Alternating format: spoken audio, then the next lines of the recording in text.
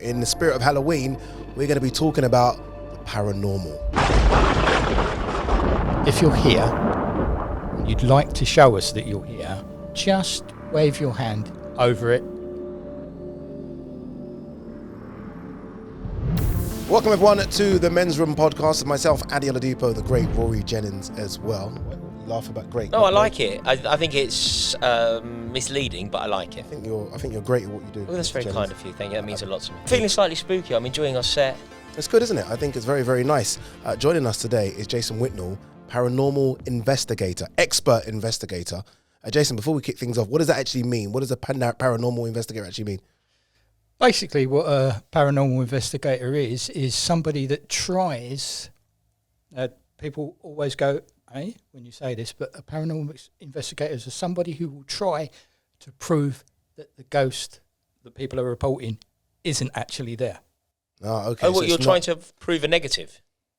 First of all, you have to go through all the things that you can think of that it could be rationally. Right. Interesting. We'd never, ever dive into an investigation going, yep, it's a ghost. Okay, that's an interesting angle. I like that. I like the approach. Yeah. I like that the I'm approach. not trying to find it. Yeah, I'm trying to prove say, that you are wrong. Yeah, I'm trying to say it isn't it's that. something else. Yeah, it's the drain. Yeah, it's something else. I've got a crazy stat for you. 1 in 3 Brits believe in the paranormal. Does that surprise you? 1 in 3 is a lot. Yeah, that does sound quite high, I suppose. But it also means that 2/3 don't. Yeah, I agree. I wouldn't even know where to start. Like, if I hear a creak and I think it's that, I wouldn't even know where to look for a paranormal investigator. Well, you tend to start getting people contacting you when it's gone past the creaking sort of thing. It's very difficult for people to reach out to you in the first place. Why? Because they feel very uncomfortable saying that they feel that they're suffering from paranormal activity. Yeah. It's not easy for anyone to admit that. So is this a career? Is your job like? Are you employed as a paranormal? I'm not employed as one. Right. It's just something that I wanted to do forever. And it's all stemmed from when I was a child, because I experienced such a phenomenal paranormal experience myself that it made me want to find out the truth.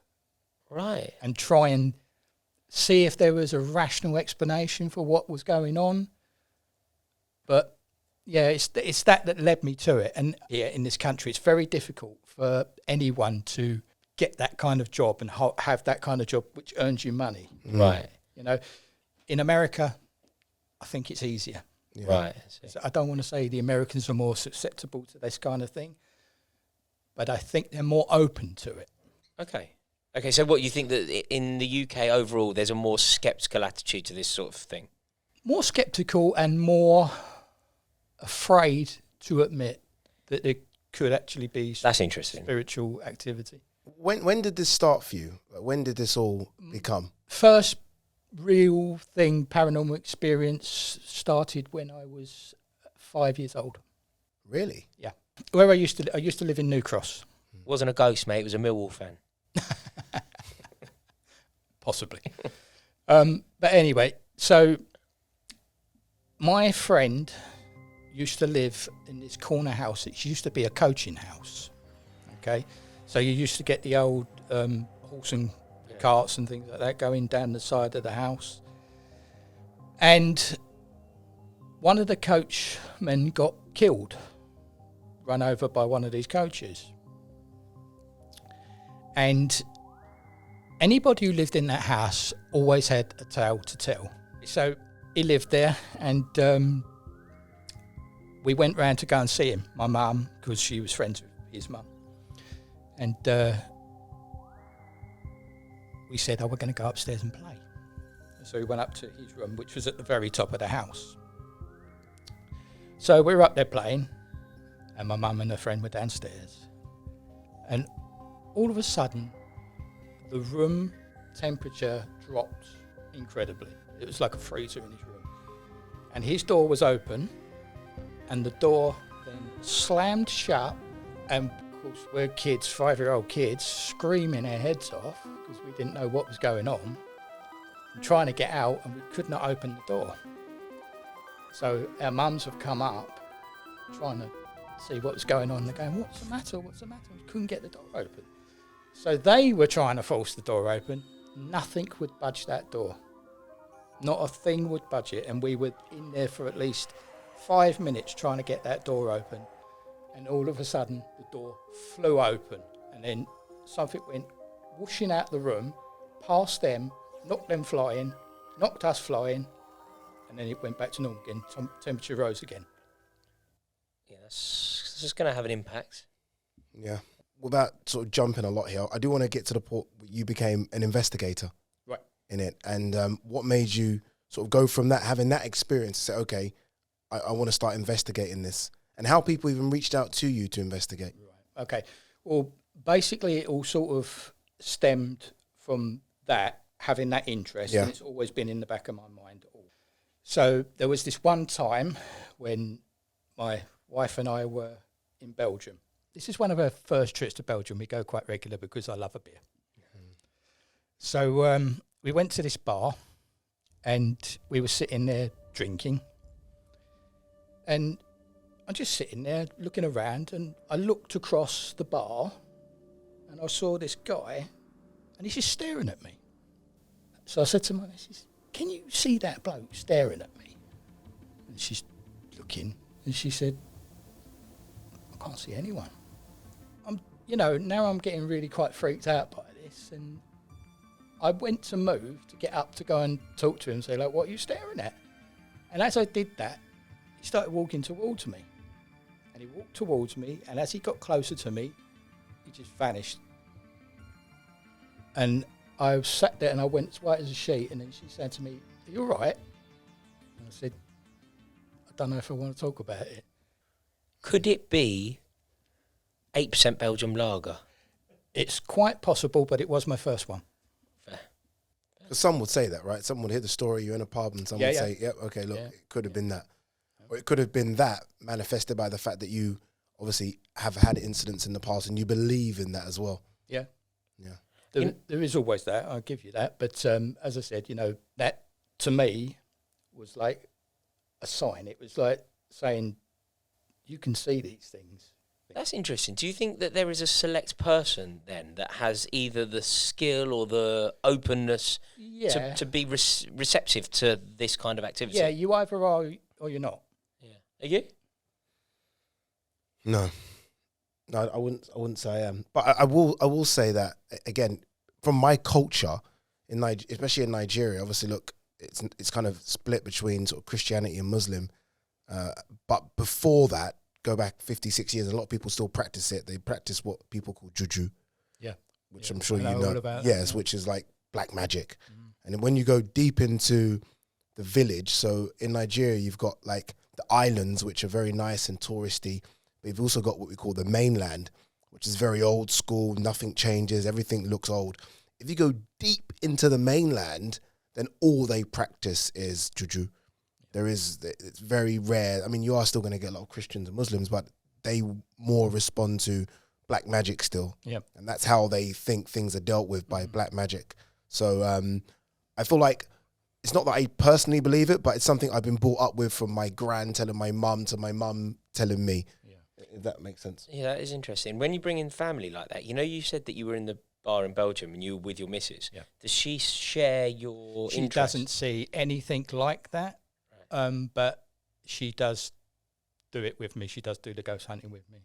Right. Without her, I'm nothing, Oh, what do you kind of go on like a ghost hunting weekend? What we do is whenever we get contacted by somebody, we bring the team in. Ghostbusters? I hate that thing when people say that. To me, you've got two types of investigators. You've got the ones who really, really take it seriously and really, really try their utmost to try and find a logical answer. And then you've got the ones that go, yay, let's go and do it. And they're going to find something no matter what. Does anything scare you now? Not really. Yeah. Because they're not necessarily scary, are they, ghosts? No. I don't mind if a spider's in my house as long as it's not spider's going to bite not, me. You can cohabit as long as you're not in my way. I don't mind. Oh. I'd be more scared of real people than I am a ghost. Ghost doesn't necessarily mean it's going to hurt you, does it? Someone just living it. Someone could See, be over there now. This is the part, and this isn't to make a joke of it. In the movie where Rory dies, Rory goes somewhere, and No, but this is for the person that says that, you've been conditioned though by watching films or whatever, reading Stephen King books to believe and associate ghosts or spirits or whatever with a threat. Ghosts aren't what you see on the TV. Isn't there a film though which you've watched and thought, ooh, they've kind of got close to it? Like Blair Witch Project. I don't know. Like, seriously, yeah. Like, is there anything Probably, I would say, out of all of the like ghosty horror films that you can see, I'd probably say Blair Witch is probably about the most accurate, because you literally see nothing. Yeah. It's the scare element. It's knowing something's there, but you can't see it. I'm guessing over the years you sort of dealt with so many different cases, right? From the silly to the extreme in terms of what I would class as scary. Yep. Are there any sort of scary stories that you can share with us? Probably the most nerve-wracking one was from my own home, where my mother still lives now. When my father got ill, this is a couple of years before he passed away, he said to me, "Son, you know I don't believe in ghosts and things like that." I said, "Yeah." He said, "Well, I know you do, and I know you can do things and ways, but there's something here." And I was like, "Well, what?" And he said, "Well, I'd rather not say." He wouldn't go into it then after that. He just kind of shut up.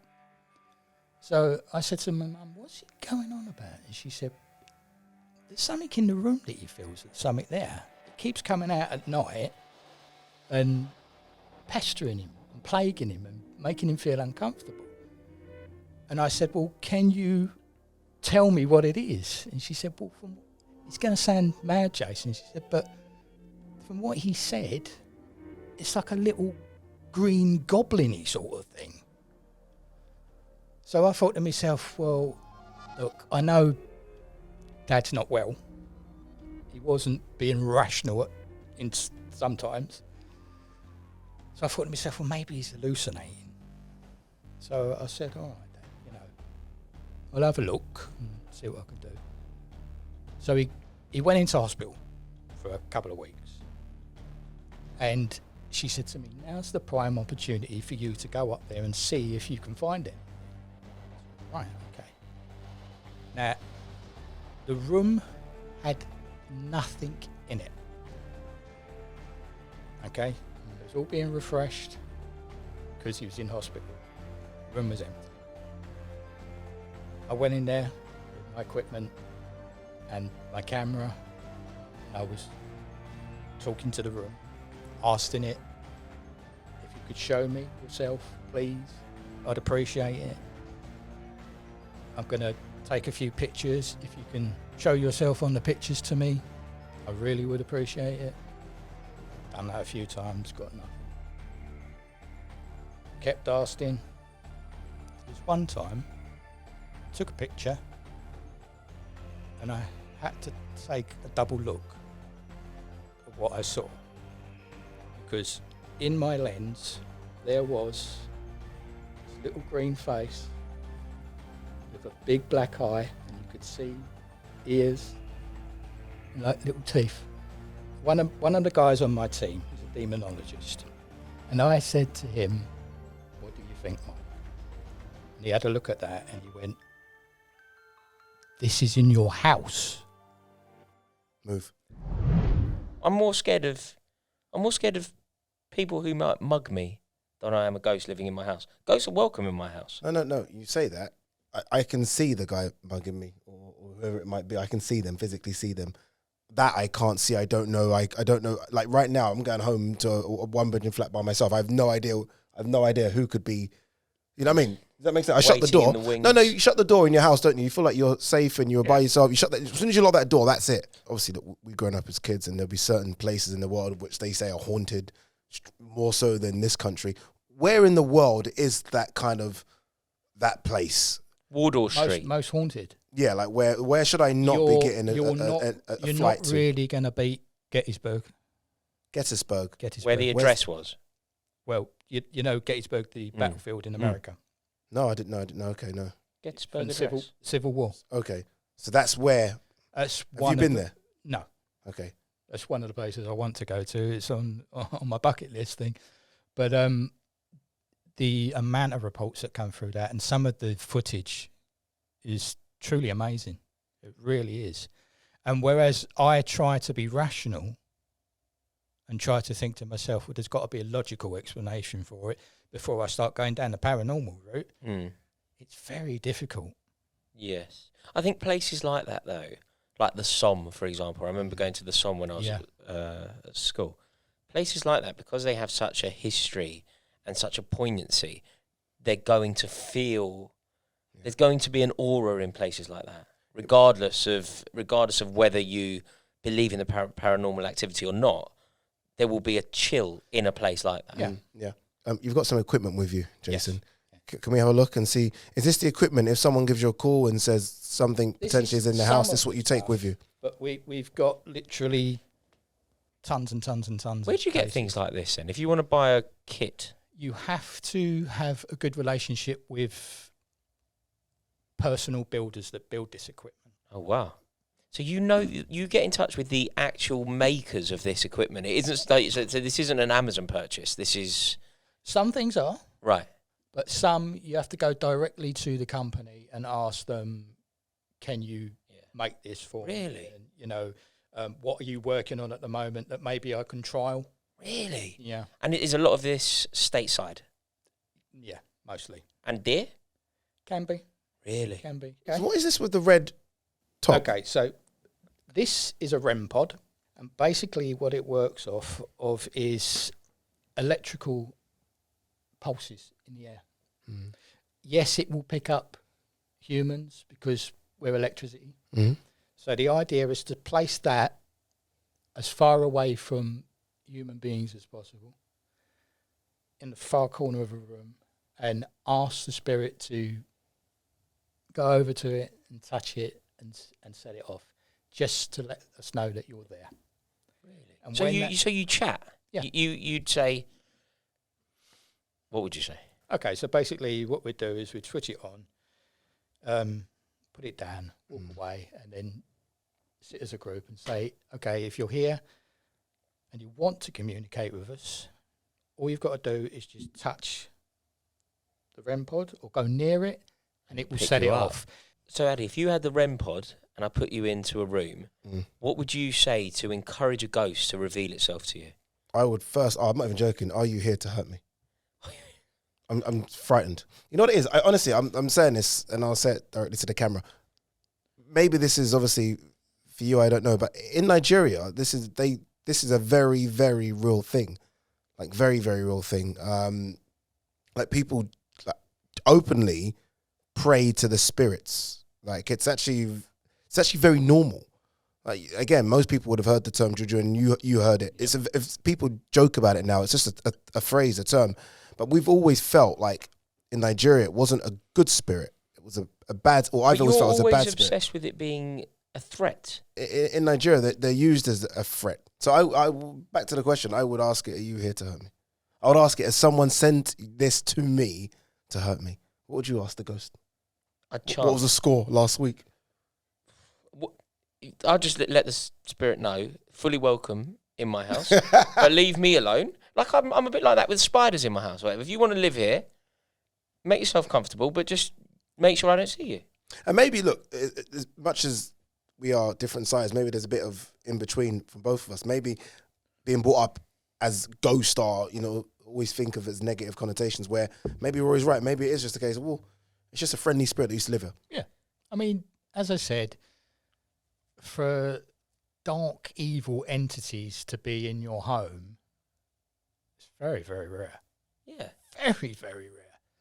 Can we have a go with that one? Let's do it now. Go on, Ade, get hold of it. Get hold of what? The thing. What should I It won't bite. Mate, but it's not going to hurt you. Honestly, that's not even the not ghost, gonna is bite. it? That's just the contraption to entice the ghost. So what you do is you pull the aerial up. Fortune. Pull the aerial up.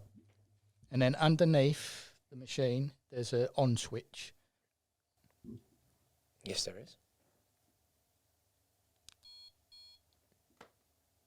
And then if you wave your hand near it. Wait. Wow. That's all you need.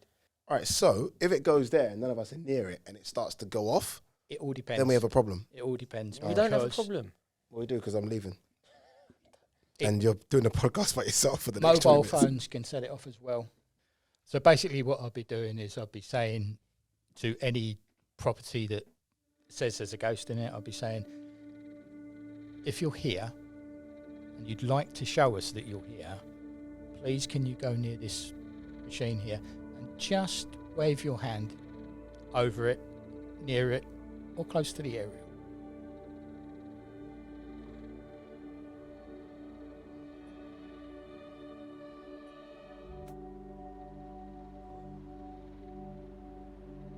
And then you always hope that you're going to get a light pop up or a little buzz. If there is a ghost in this room, please come here now and make our light go off.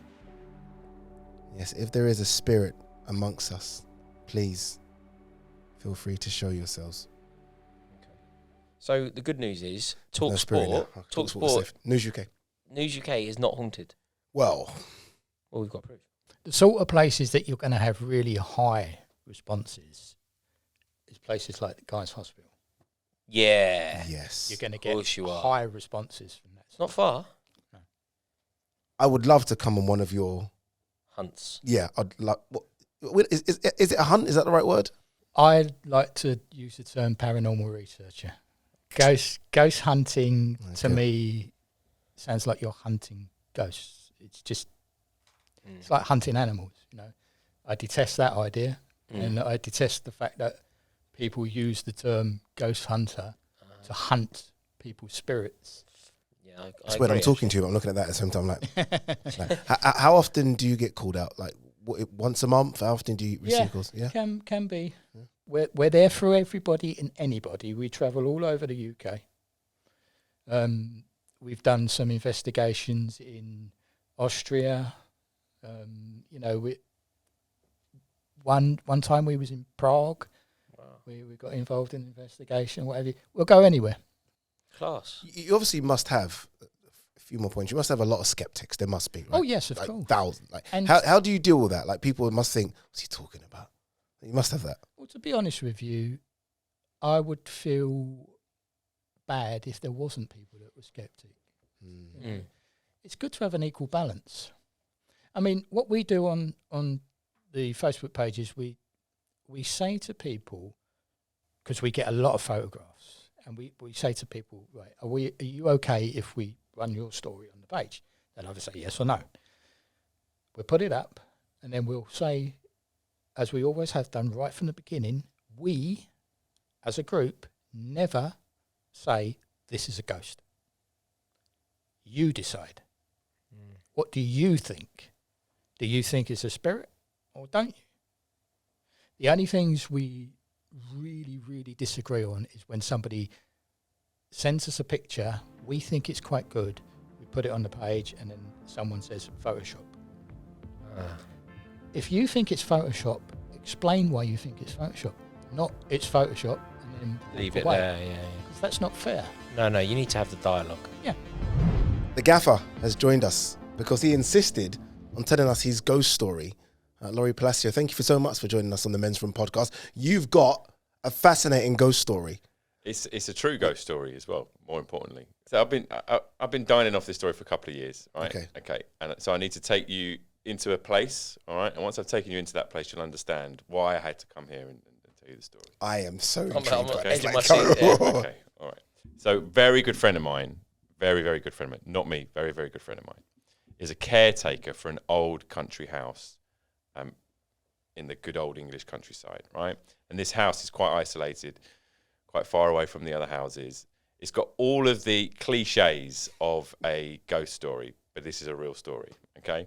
And this house is like maybe 200 years old, big, thick walls. You know, like it doesn't heat very well, so it gets cold and it gets warm. And like, you know, when the wolves outside the house screech and scream and the foxes do what they do, you can hear it and it kind of gets you kind of going, right? So it's a real sort of space where it's easy to kind of get your mind going and all that kind of stuff. But this really happened to him, okay? And he told me this exactly how it happened to him.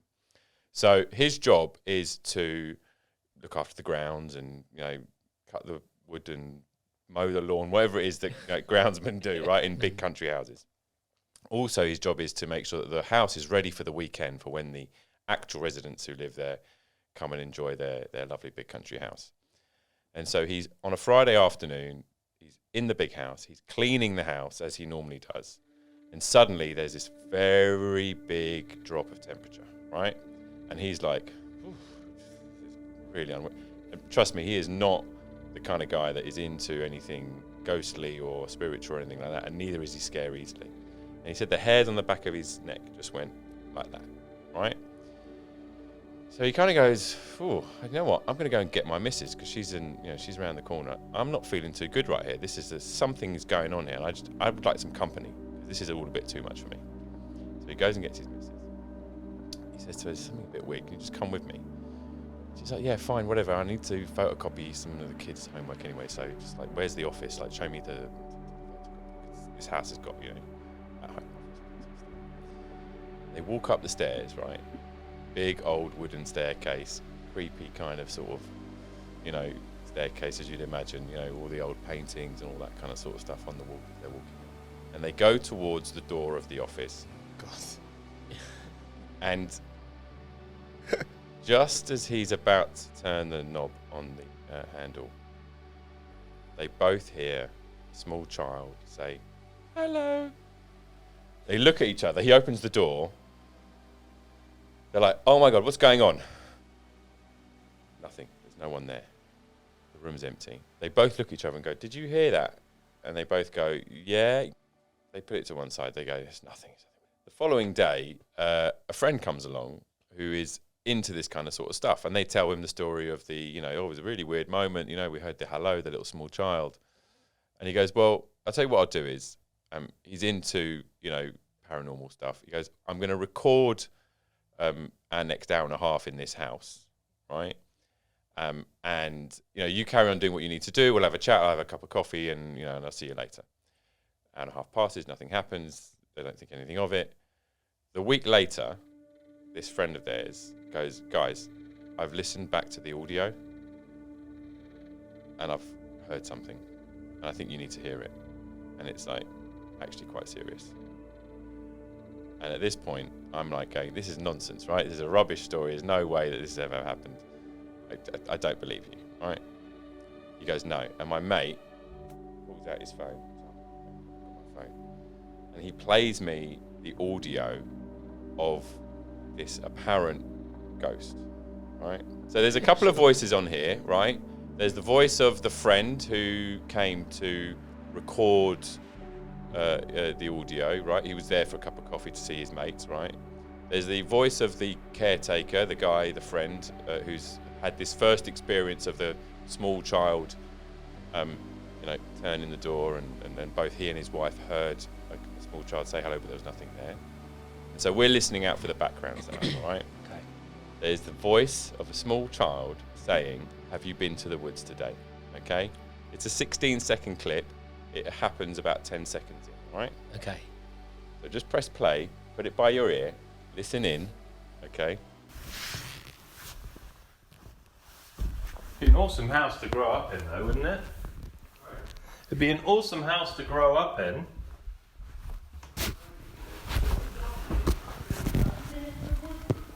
No. Yeah, I heard it. I heard it. And there was no explanation for that. There was no explanation for that. There was no one else in the house. There was no radios on. This is a house that is isolated from like many other houses. There's no passing cars. There's no airplanes flying over.